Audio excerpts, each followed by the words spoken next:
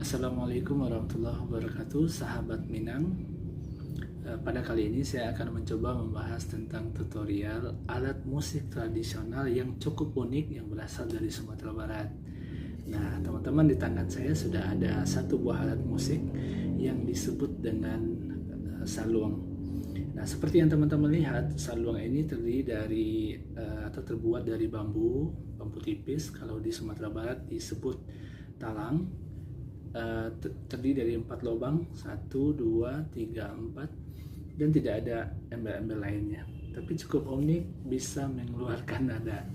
Nah, teman-teman sekalian, sebenarnya yang menarik dari alat musik saluang ini adalah cara meniupnya yang cukup sulit ya.